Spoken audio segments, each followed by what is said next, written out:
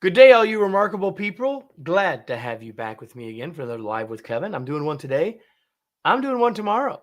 So make sure you check the schedule and make sure you come back and join me tomorrow. I have a great guest tomorrow, someone I've known for a very long time. I have a great guest today who I haven't known as long. I'm going to introduce her to you in a few minutes.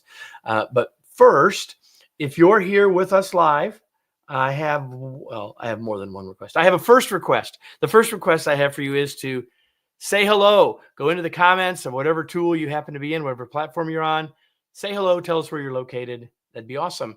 That gets you used to using your fingers because I really hope that you will continue to engage with us throughout the show. And I know if you may very well be watching this after it was live, and you may not be able to. You can type in your questions. No, I'm not going to see them. But here's the thing: even just thinking about that, what would I want to know? What would I like to get? Helps you get more from this. So if you are here live, I hope you will tell us where you're from. And then I hope that throughout the conversation, if you have questions, comments, or ideas, you share them. Because if you were sitting around the table with my guest and I, you would share them. So just consider this like a virtual global table. And so if you have a question, a comment, or an idea, share it. It'll make for a better conversation, eventually a better podcast as well. So speaking of podcasts, you can see it up over my shoulder. This will eventually be an episode of the Remarkable Leadership Podcast. So I should probably make that official with the countdown for where we will trim the audio and video for that episode. Marissa, this is for you in 3, 2, 1. Imposter syndrome. Maybe you have it. If you have a team, likely at least some of them are affected by it as well. This is an important personal conversation, but as a leader, it's an important interpersonal and team conversation as well. We are here today to talk more about the imposter syndrome in ways you might not have considered before. Welcome to another episode of the Remarkable Leadership Podcast, where we are helping leaders like you grow personally and professionally to lead more effectively and make a bigger positive difference for their teams, organizations, and the world. If you are listening to this podcast, you could be here live in the future for episodes on your favorite social media platform. You can find out when those episodes are taking place so you can get them on your calendar and therefore learn the information sooner. Two of the places that these are shown live are on LinkedIn and Facebook. So those are places you can go and get connected with us. Go to our Facebook group at remarkablepodcast.com/Facebook or our LinkedIn group at remarkablepodcast.com/LinkedIn. Today's episode is brought to you by my latest book, Flexible Leadership, Navigate Uncertainty and Lead with Confidence. It's time to realize that styles can get in our way and that following our strengths might not always be the best approach. In a world more complex and uncertain than ever, leaders need a new perspective and a new set of tools to help them create the great results that their organizations and team members need. And that's what Flexible Leadership provides you. Learn more and order your copy today at remarkablepodcast.com/flexible. Today's guest, let me bring her in first, and I'll tell you a little bit about her. Her name is Aoife O'Brien. She founded Happier at Work in 2019 because she witnessed firsthand the impact of poor workplace culture on both organizations and employees. Using her research-based Happier at Work framework, she partners with global talent and HR leaders to cultivate human-centered workplace cultures that prioritize well-being, career growth, and meaningful impact. She supports employees to build their confidence, gain greater career clarity, and reach their full potential while driving increased engagement and retention in organizations. Her clients hire her to speak, train, and deliver corporate programs. She's worked with global organizations like Meta, MSD, Ciena, AbbVie, Logitech, and HubSpot. Her award-winning podcast, Happier at Work, has a global audience of 125,000 people. And today, she's on the other side of the mic. Today, she's on the side of the mic where she's answering, not asking. Aoife, thanks for being here. Thank you so much, Kevin. Can I just say what an honor it is? And thank you for the wonderful introduction. You are welcome. Well, most of it's what you wrote, except for the stuff that I added. So anyway, it is my pleasure to have you. And I'd really like to start because your intro starts in 2019, and I can look at you, and I think you're older than 6. So why don't we sort of start with a little bit of what led you to that conclusion that we've got some happy issues that maybe we need to work with, and some organizational well-being stuff. So like a little bit about your journey that leads you to here. Absolutely. I definitely am older than 6, that's for sure.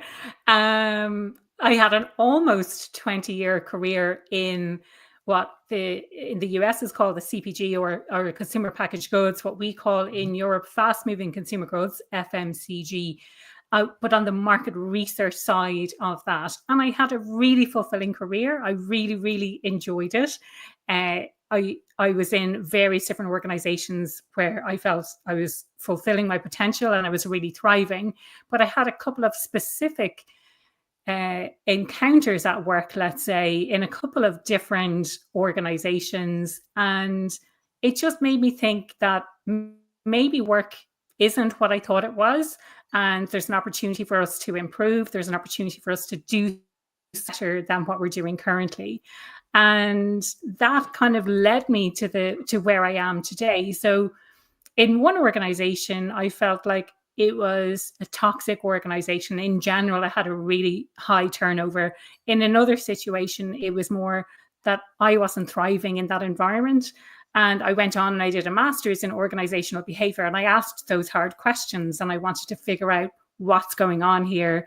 How can I help leaders to create environments where people feel like they're really fulfilled? And so I asked those hard questions. I came up with my Happier at Work framework, and I went on and I created created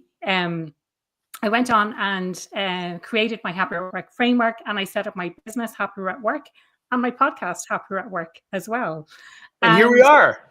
Around 6 years later, here we are. So there's the 6 years. See, now we got the 6 years in there. It's interesting because I've certainly seen some of the same things that you have. I spent less time in corporate America than I have since then, but obviously, like you, continuing to work with organizations and seeing a lot of those same things as time goes on.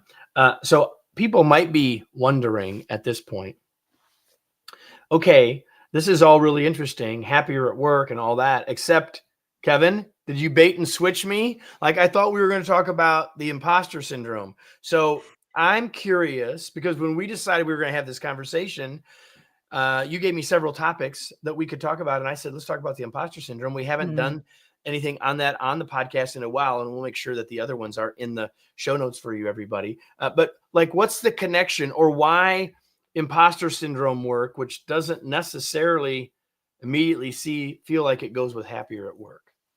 Yeah, interesting question. So I'll start with how did I get talking about that to begin with, and then I'll talk about the relationship between the two.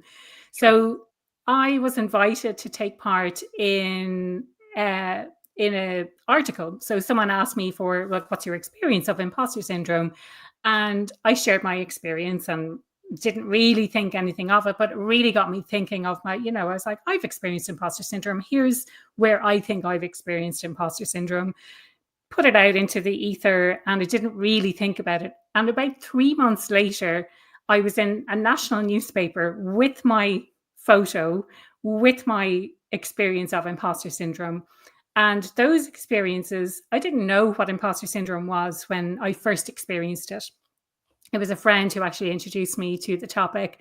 I had recently been promoted to the senior leadership team, and I was recently promoted to the senior leadership team, and I had a conversation with her saying, oh, they didn't have any other choice, or I just got lucky, or there was all these things going on in my head.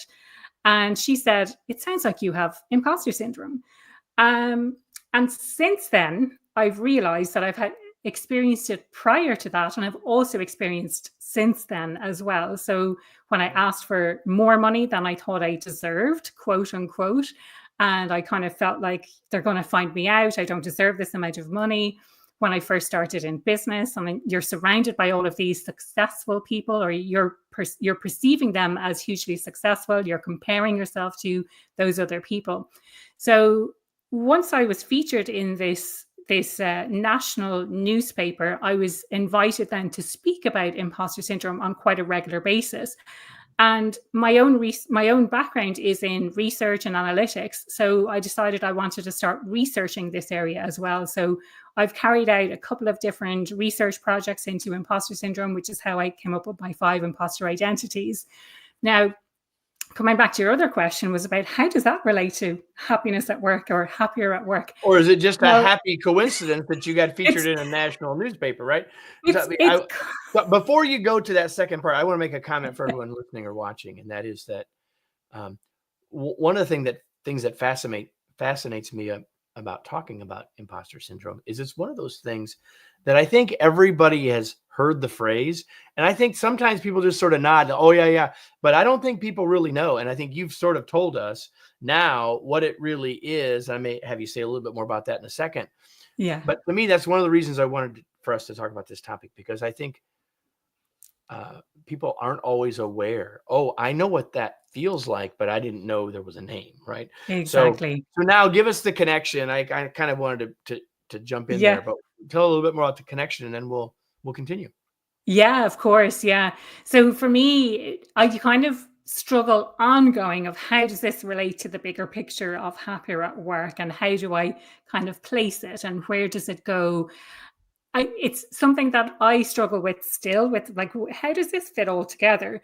But actually, when I think I think I struggle with it because it's such a big part of my business, but actually it's a small part of happier at work in general. So if I think about my pillars specifically, there's one pillar around need satisfaction at work, and how do we make sure that people's needs are satisfied.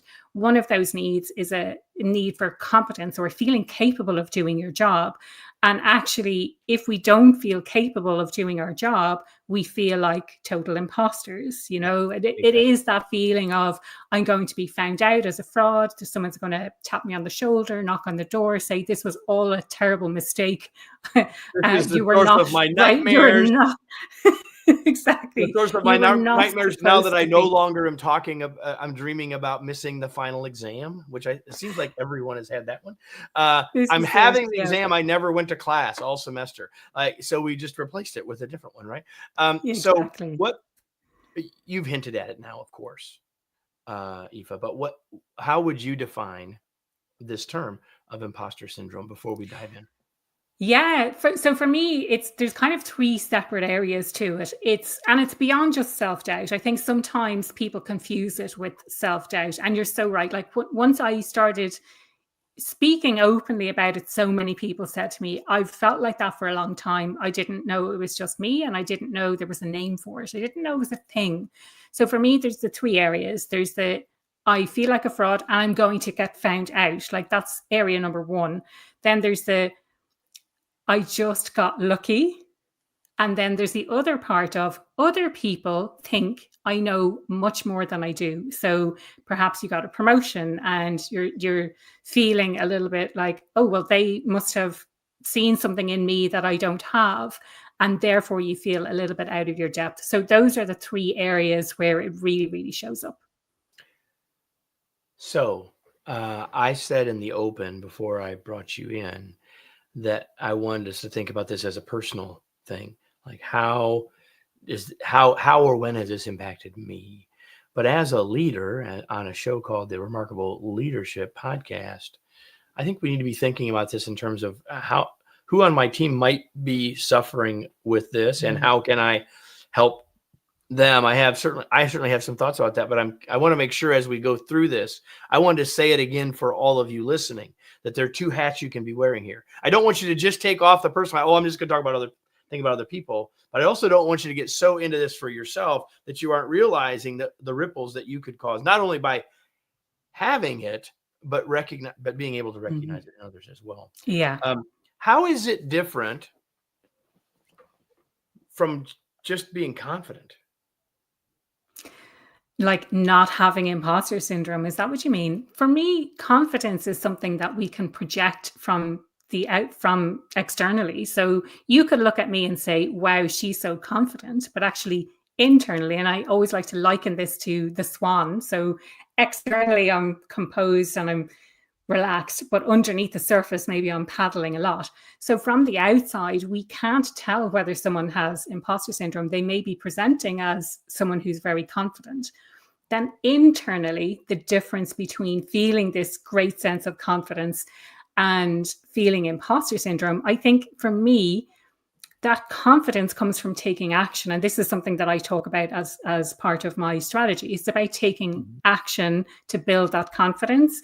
Your confidence is not going to come from you sitting and planning and deciding and not actually doing anything about it. You have to take action in order to build up that confidence. And that's where that actually comes from.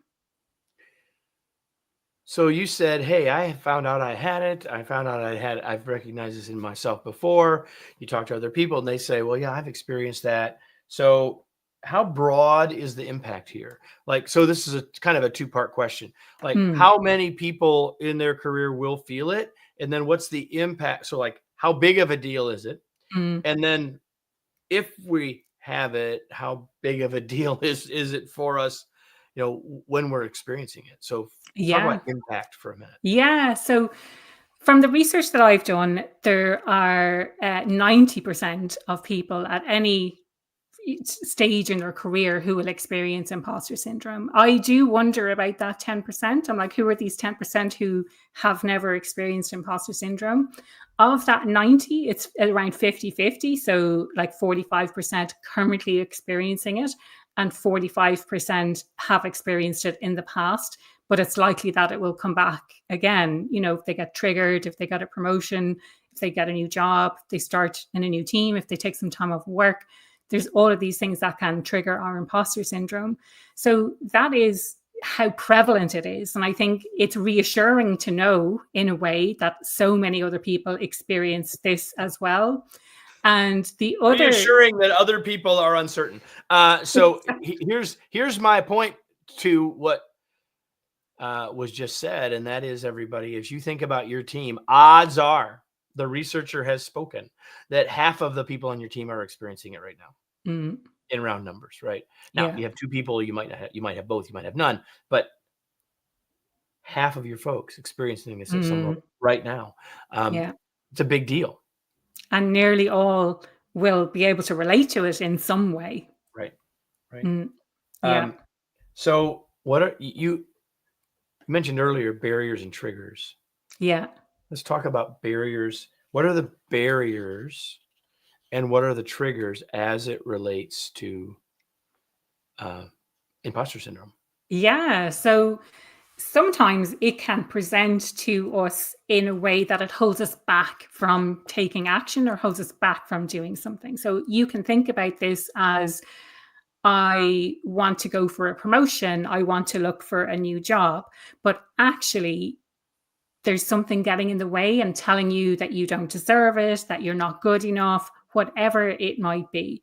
And then the triggers are when you're already in that position. So I've just been promoted, or I'm about to go on stage and speak about this topic. That can be really triggering, or it can be a trigger if you've returned from a leave of absence from work, whether that is maternity leave. In my case, I traveled for over a year and then I came back to the workplace, and I didn't realize it at the time, but that was a huge trigger for me as well. You think that everyone has moved on. The technology certainly has moved on, even in that short space of time. So it can happen either as a barrier, so it's stopping you from taking action, or you can be triggered by something in particular. So a promotion, a new job, time out of work, trying anything new really is a huge trigger. And so I think that's useful. Again, doesn't mean we're going to know if an individual in our team is having these feelings, but it's useful for us to realize that there's plausible cause in the kinds of triggers you just described, where we might want to be watching our folks, paying a little bit more attention, be a little more observant, ask maybe some slightly different questions, be in coaching with them, be a little more encouraging, all those sorts of things. Anything you'd add to that? Yeah, no, absolutely. And I think you touched on the point earlier, Kevin, this idea that we can't tell from the outside who experiences it. And we need to also address not just ourselves and our own behaviors, especially if we're experiencing imposter syndrome and the impact that that may have on the team. But we also need to be watching out for our team. And some of the things that maybe you can tell, aside from the triggers that we mentioned, maybe if someone is working a lot, if they're putting in a lot of hours, or if they're particularly quiet in a meeting, or if they get quite defensive, if you challenge something and they get quite defensive about it, that can be a real sign of it as well. But it's not as if we're walking around with, with a signal that says, I have imposter syndrome. And even if you're asked about it, it's probably not something you want to admit to either. So there are some ways that we can deal with that by giving proactive, positive feedback to reassure people that they're in the right role, that they're doing the right thing, that they were selected for a reason, and They're doing good providing work and yeah, they're all that doing stuff. good work. Yes. Yeah. Awesome. So Claire sent a comment in.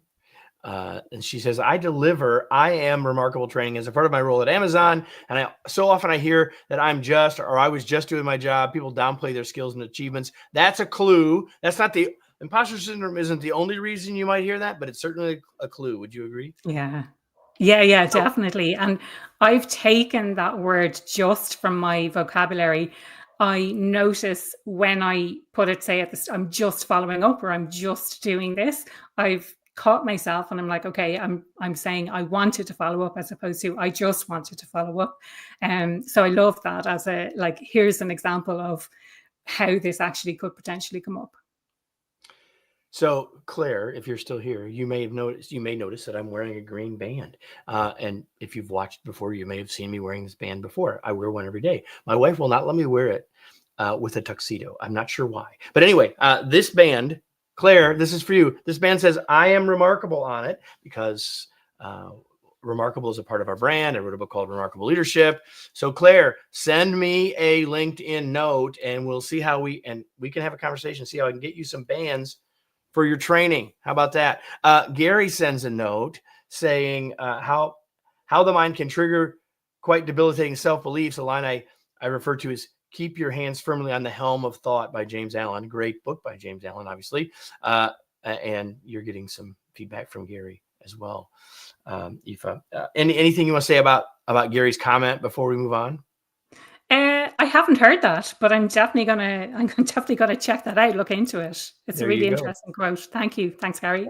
All right. And Claire was still here. So you have your task, Claire. Okay. So when we decided to have this conversation, the one thing I really wanted to make sure that we talked about were your 5 identities. So your research, I mean, a lot of people talk about imposter syndrome, and it's all good. What I think is unique about what you've done is you've identified these identities. I have some challenges with the idea of identities that we might get to, but I do want you to be able to just very quickly, and I've got them all, I can put them on the screen, just very quickly tell everybody what these 5 are and give them a sentence or two so they can start to think, well, I have some of these feelings maybe. What I think you'll find, everybody, as Aoife has already said, is that if you will hear yourself in one of these, maybe not now, and maybe not for a long, drawn out period in your life, but you will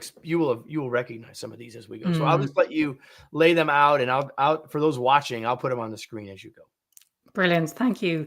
And the other thing I'd love to add to that is I'm continuing to research in this area. So, I love doing all of this research into imposter syndrome and trying to get to the heart of it, because oftentimes people identify more than just one of those identities. And I would love to get to a stage where it's like, I'm just this one thing versus another. And maybe that's something that we can dive into when we're talking about this notion in a second.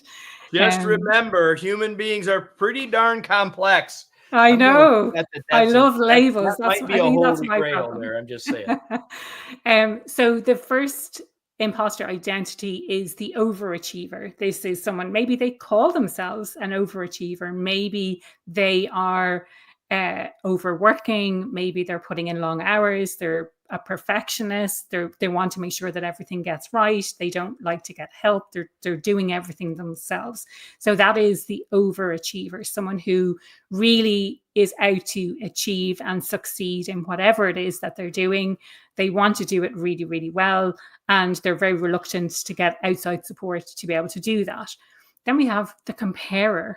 The comparer is the kind of person who, as is, kind of obvious from the title, they compare themselves to other people. And oftentimes this is comparing ourselves unfavorably to other people. So we're looking at Kevin, we're saying, wow, Kevin has this amazing, successful podcast. How's he doing that? And I'm never going to get anywhere. And, it's kind of feeling sorry for yourself, but also comparing yourself unfavorably to other people.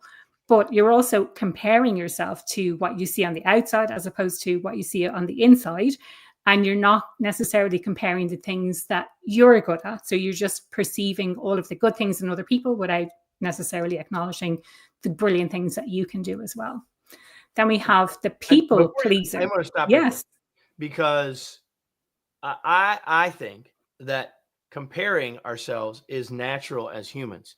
I think it's really important that you all hear what we're saying here. And that is that not just that you compared, but then you use that to create self-doubt for yourself. Yes. So like the fact that you might compare, like, I don't think there's a human that doesn't. The question then is, first of all, it's a really good point of, I'm comparing what I see on the outside, which might not be what's inside. And I'll bet all of us have met someone and gotten to know someone better. And like, yeah, pay no attention to what's actually behind the curtain, because what's back there, man, there's a little more mess. It's a little messier back there than it looks on the surface. And so yes. I think that's useful. And I just wanted to stop there because again, all of us are going to see a little bit of ourselves in these things. The fact that you compare doesn't necessarily mean you have imposter syndrome. However, it absolutely can be one of the ways that you do have imposter syndrome. Yes. Yeah? Yes, that's exactly it. Brilliant way to articulate it. Number 3. Number 3, the people pleaser. So again, as is maybe understood from the title, this is someone who really wants to please other people. And this person puts their needs last. So they want to make sure that everyone else is happy. This is the kind of person, maybe you have poor boundaries or no boundaries, or maybe you don't even know what boundaries are. That was definitely me before I learned that word. So you want to make sure that everyone else is happy. You're saying yes when actually you really want to say no. Or maybe you don't even realize that you want to say no, but you're saying yes when you should be saying no because you've taken on so much already. You just want to make sure that everyone else is happy at the expense of yourself, your health, your work quality, all of those kinds of things. So that is the people pleaser. Then we have number 4. This one's especially important for leaders. And I'll tell you why. Well, all of them can be. Here's my take on this one, everybody. If you have that people pleasing thing, and it's because I'm trying to overcompensate in a way so people can't find out what I'm thinking behind there. The challenge with that is that as a leader, if it leads you to burnout, it's important to realize that you can't give what you don't have. So if one of these is taking you to a place, the same thing can be said about the overachiever, that if it's driving you to work harder, work longer, not say no, at some point, your mental fitness is going to falter. And at that point, you can't serve people the way you're trying to serve them. Like you stop yourself from even having that opportunity. And I think it's really important. And I think that happened a lot. Yeah. For leaders. Such a good point. And I think building on that, someone challenged me a few years ago and said, why does it have to be suffering from imposter syndrome? Why can't it just be experiencing imposter syndrome? And I said, well, that's a really good question. But oftentimes when we have imposter syndrome, we are suffering.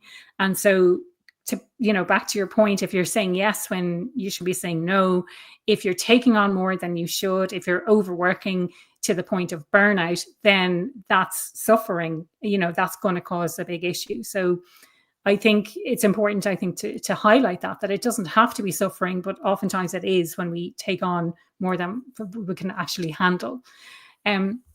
So number 4 then is the procrastinator. This is the kind of person who puts off tasks, puts off decisions. Maybe they leave things till the very last minute.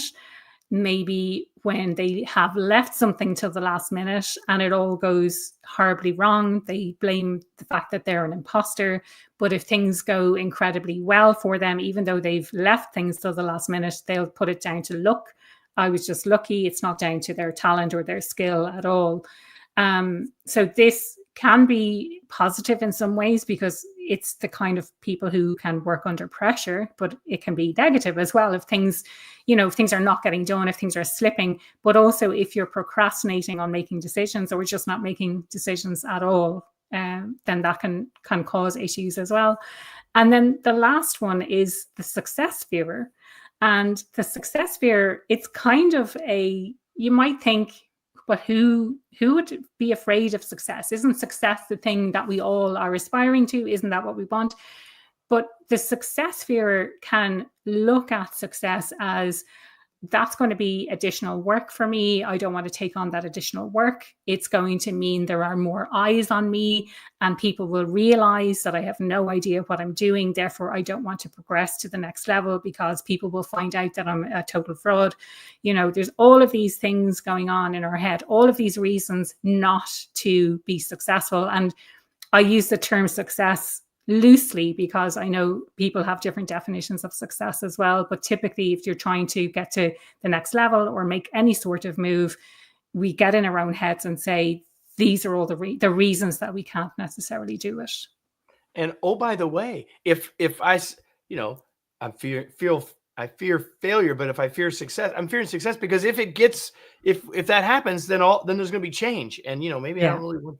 I'm like, at least I may not love where I'm at, but at least I know what it is. Exactly. Right? Better the devil you know. Isn't that what exactly. they say? Exactly right. So our time has gone quickly, which doesn't surprise me at all. I do want to have you talk a little bit about your very, I will say, at least simple to remember framework for overcoming it. It's ABCDE. And so we could have spent our entire time on these 5 points, but I really want to give everyone a common understanding, and we'll let everybody know how you can get connected with you to learn more. But take a second and just tell us the ABCDE. Like, okay, I got it. I'm experiencing this, or I have someone that I know is experiencing. We've had this conversation. How do I help them get over it? You've got 5 steps. So they start with A, B, C, D, and E. So why don't you give it to us? And I deliberately made it so easy to remember. And when I first started speaking about it, it was ABC. I've subsequently added the D and E as kind of bonuses, let's say. But A is all about acknowledging it. And very, rightly, as you say, we acknowledge that it is imposter syndrome. We can acknowledge it by saying thank you for trying to protect me, because that's essentially what it's trying to do. We can acknowledge it by saying we have a choice as to whether we act on the information that we have. So, if the imposter is saying you don't deserve this or you don't put yourself forward for that, it's trying to protect you and keep you safe. You can choose to act differently. So acknowledge it, say thank you, but actually I choose to do something different. B then is all about building up our belief in ourselves. So it's all about how do we find that sense of belief? And some people find this relatively easy. I think a really great tip is if you collect feedback and store it somewhere that you can refer back to it. I know certainly, once a year when I'm going through awards processes and I have to compile all of the feedback, then it's really great to have that to hand and to read it, and you feel really good about yourself, and it helps you to elevate your belief. Now, other ways that you can do that using coaching techniques, which I'm sure, Kevin, you're familiar with, will be, writing down, well, what have you achieved in your life and what skills are required to achieve what you've achieved. Like, those are great ways to help build up your belief.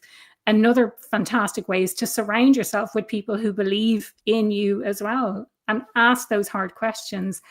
Why was I chosen for this role? What do you think I do that other people can't do? Like, all of these things, it's really important to help us to build up our belief.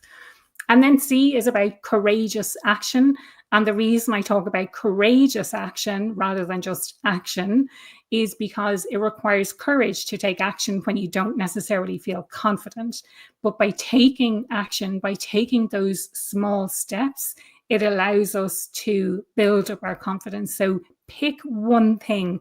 Are you afraid to speak up in a meeting, for example, and share what's going on for you?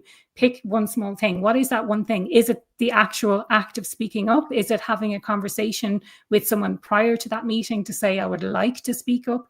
Is it seeking out the agenda in advance so that you can prepare some notes? Like, what is that one thing that you need to do? And then keep taking those small actions to build up the momentum and build up your confidence, because through those small wins, you're going to start feeling much more confident.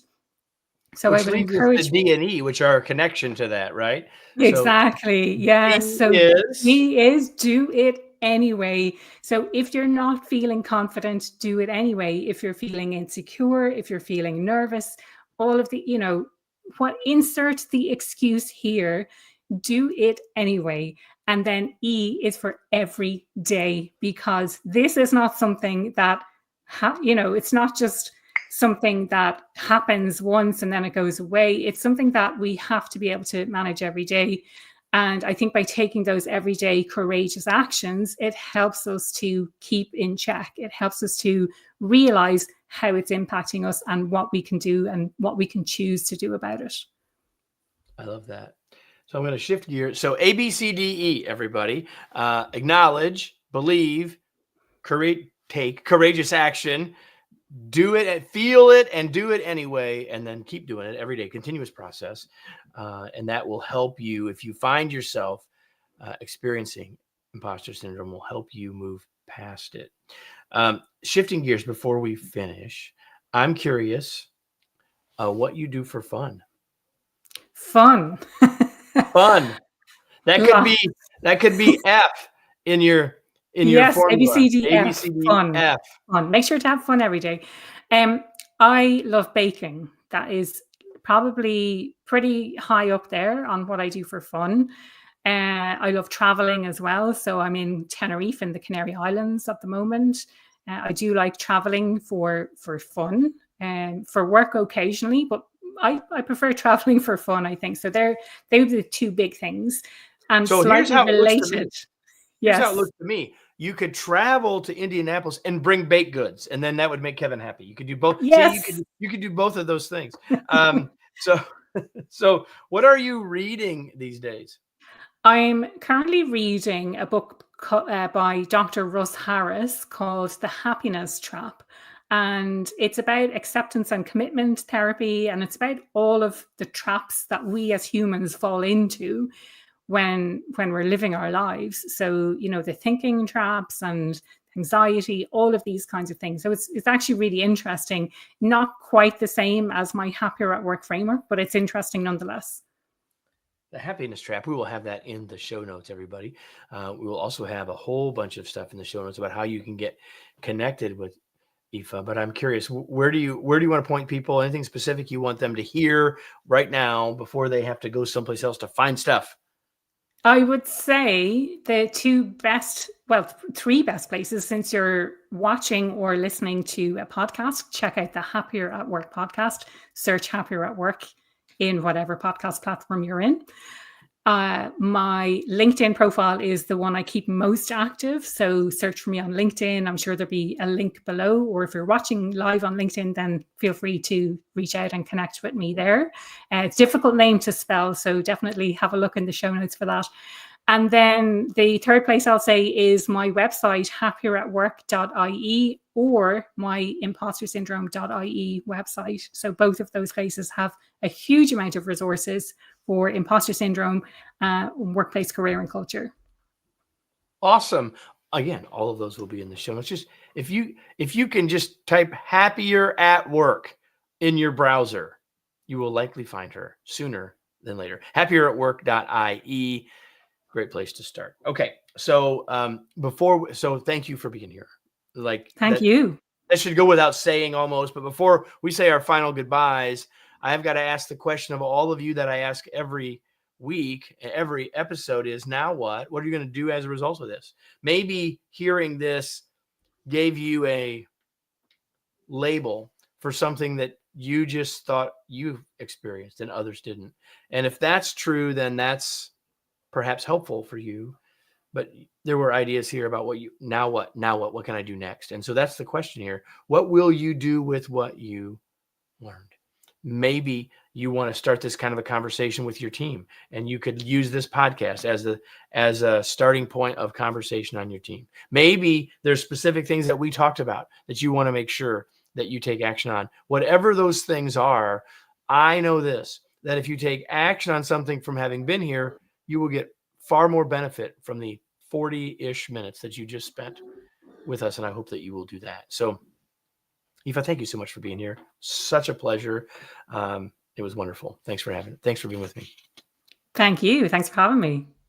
And everybody, if you like this, you better come back next week, because every week, actually, if you're listening to this on the podcast during July, we're doing more than one a week. But regardless, over time, every week there's a new episode of the Remarkable Leadership Podcast. Make sure you come back, subscribe wherever it is that you are listening or watching this, and make sure you invite someone else to join you to listen as well. If you do those things, you will have a remarkable day. Thanks so much. Talk to you all soon.